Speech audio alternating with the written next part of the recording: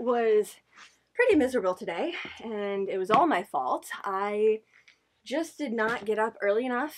I normally like to go early-ish afternoon. I'm not a morning type of exerciser. Like, if you were to wake me up at 5:30 and say, hey, doesn't this sound great? Get up, 5:30, 6 o'clock, we'll go do our run, and then afterwards we can have a little espresso. On paper, it sounds great, but the actual act of it, no. And honestly, it's not even like I feel better after I've done it. If I get up that early and do it, I'm just kind of cranky the rest of the day too. I'm just like, so normally I like to go 11 o'clock, but right now it's 3 in the afternoon and it was just a little too humid out for me. So I'm just melting, which is totally fine. Again, it's my fault. I should have just looked at the weather and been like, hey, today's a row day. We're not gonna go outside. It's nice and air conditioned in here. Let's do that in weights. And I do need to do some weightlifting. How many? I think it's just a 10-minute thing that I have, because I have that workout schedule that I've been following to get ready for a 5K, and I just want to stay as close to it as possible. I don't really want to skip around. So like today I did my 3K and I felt good running wise. It's just the weather was not great, but my body feels really good.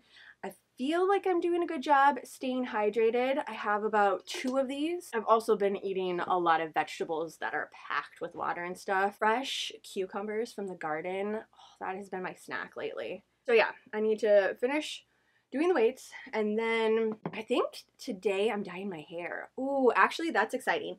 Whether or not I have that planned for the day, we're gonna do that because it's getting a little pink on the bottom. It'll keep me motivated to do all the other things that I need to do today after lifting weights. Okay, I can do it. I got this. I'm going to lift weights. It's only 10 minutes. We got this.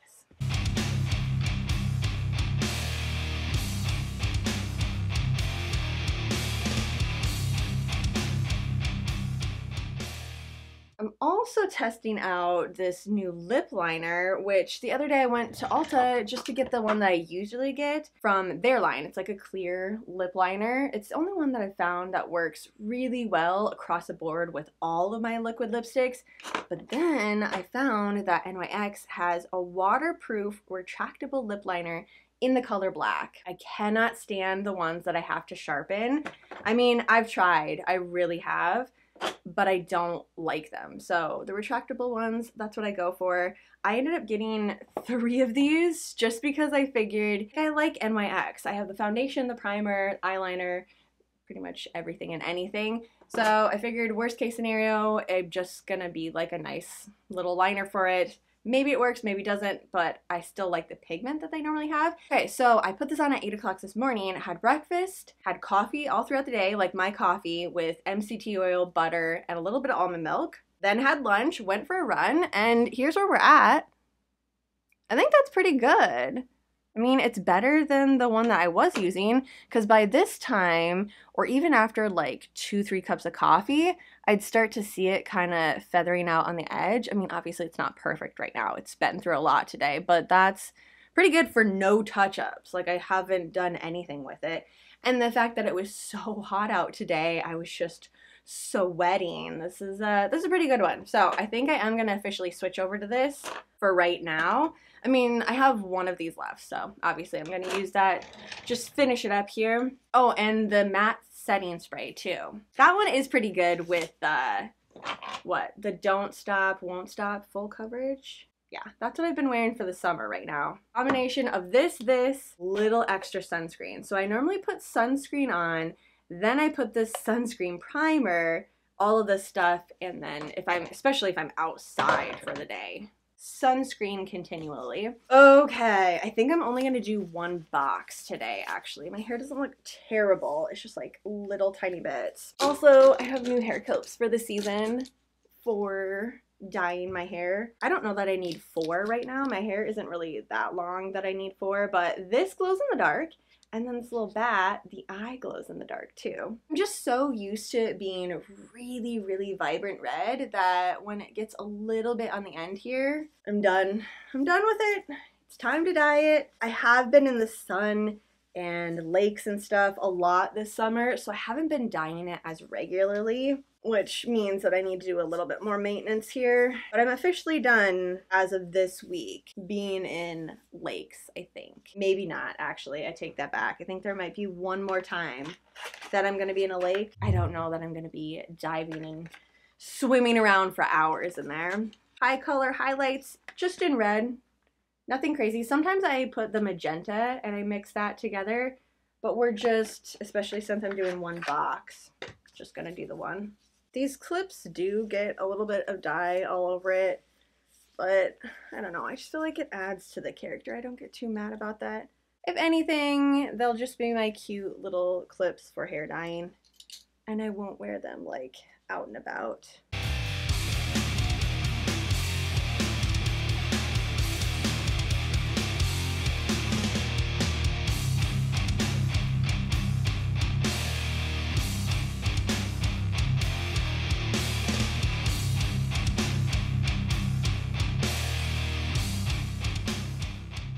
My bestie just called to tell me that Betsy Johnson has some of their Halloween lineup out. So I gotta check out what everything they have, all the new stuff. So last year I got the big tote. It was black and had skulls all over it. And then it had like a little insert too. I think I have that down here. Never mind, I got a couple of things. So I got the tote, and this is the part that went inside. It's just full of yarn right now. It's upstairs. I did use it as like a travel bag for a while, but then, I mean, it was only a matter of time before it was gonna get filled with yarn. I haven't really figured out what I wanted to use this for. Probably just notions. That's what it's gonna end up being.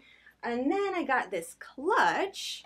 Loved the skulls all over it. And the inside, there's a lot of room in here actually. It's plain black on black with gold in here. This is probably the nicest I've ever kept a wallet too. And I've used it quite a bit, but it's like once I'm done with it, it goes back.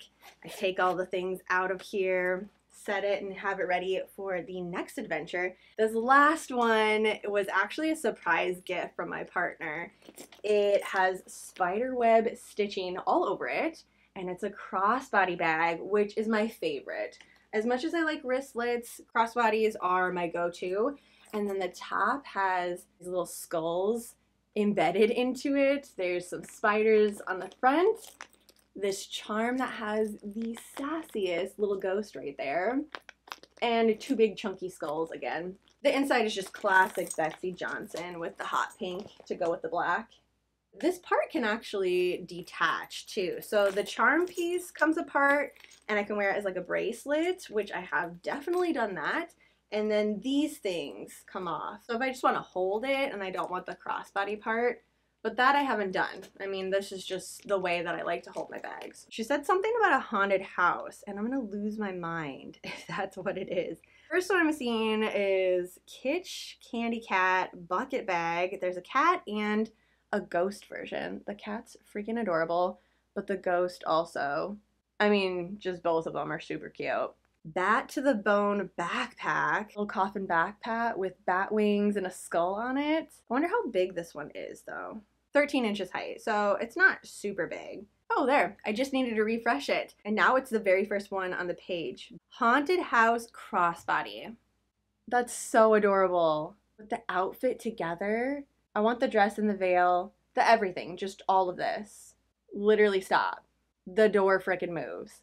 Interactive pieces are my favorite. Like things that aren't really supposed to be interactive. It's just for decor, you know, it's part of the crossbody bag. No, I like it when it moves. I can pull things out. That's awesome. And on the side, we have cute little cat eyes poking out from the fence. Door fully open, and there's a little hidden message. Get out. Perfect little message for a haunted house bag. And then the back has more spider webs and a couple of spiders on the top of it there too. They just plain on the inside, which I really like for this one. There's a lot happening on the outside. I always just feel so much better after I color my hair. And I have this conditioner or like deep conditioning mask that I put on in the shower too as I'm rinsing out the color. It's like 5 to 6 minutes, but it really helps. And then the conditioner to close up everything afterwards to really lock the color in. So this will last me about 3 weeks. if I'm really careful with it and, you know, I'm not taking insanely hot showers to just wash the color off anything longer, and then it just turns pink, which is fine, but that's not what I'm looking for. A little late night latte here while I work on this sweater. Okay, so I am almost finished with this. I just need to switch over to the ribbing. Actually, okay, I need to finish this part. So here's the front, and it's gonna be a little bit oversized. I have the back, and I ended up using almost 2 full balls of yarn of this Bernat Fluffy. Between the 2 of them, I only found 2 machine knots, which is pretty good, honestly. I'm pretty happy with that. I tried really hard not to let that happen in the front because it's like I had to attach another piece on here to build this part up anyways. I think I'm gonna pull this out though. So this was just a little bit left over from the first ball of yarn, and I obviously need to keep going. I think I'm gonna pull that one out. I don't want there to be so many knots in the front. Ideally none. That would be the best option there. Then I have this sleeve, which I went a little bit more oversized than I normally do for these sweaters. Not for width, but for length, because I am gonna do ribbing on this, but I wanted the ribbing to be pretty tight, so it kind of squishes it up a little bit, and there's gonna be a little movement to it anyways. For the entire thing, I used an 8mm crochet hook. Now I'm gonna switch over to this in the color Granite, switching to a 7mm crochet hook. Actually, I'm just gonna start that and see what it looks like. Seaming everything together, I'm gonna do the mattress stitch, and I'm just gonna use this color. I'm not gonna do an accent color for that. The plans are to use this as a blank canvas for some of the patches that I collect throughout the season, which is why I want the seam that goes together with it not to really be the focus piece. If I decide that after I put the patches on, yes, I want a little bit more distressed looking, I'll just stitch over top of it. Not quite sure how this is gonna work with the 7, oh no, this one is not gonna come out as easily. The other one was really nice. I don't want to pull the whole thing out. Yeah, it's not gonna work. Okay, we're gonna pull from the outside of this. I don't have the patience for you tonight. Thank you. I think it's fluffy enough and airy that using a 7 really isn't going to make that much difference. So this whole thing has been a double crochet, just a single crochet and then do a decrease of, it's not even going to be fitted, but it's going to shrink the size a little bit. I don't want it to be so tight, and I also don't want it to take forever. Like, the whole point of this project was to be something fun and easy for me to do and work up relatively quick. Just going to work up 1 row to see if I like it before I call it a night. That way I can write it in the pattern.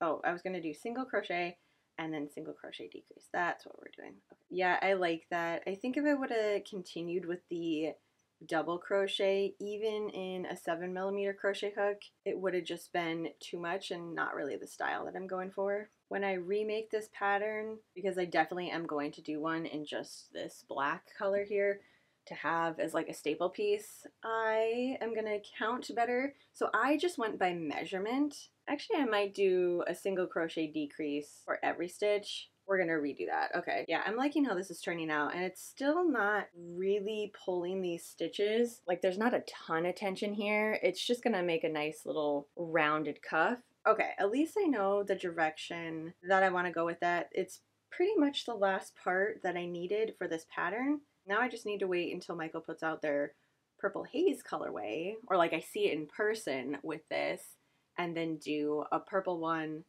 with this accent. I don't know. I was going to use that one as kind of like a witchy type of sweater to have on hand. I have a ton of patches that either have black cats, brooms, cauldrons, things like that, and I've kind of been saving them up over the years to find like the perfect thing to use them for, and I'm thinking this pattern is it.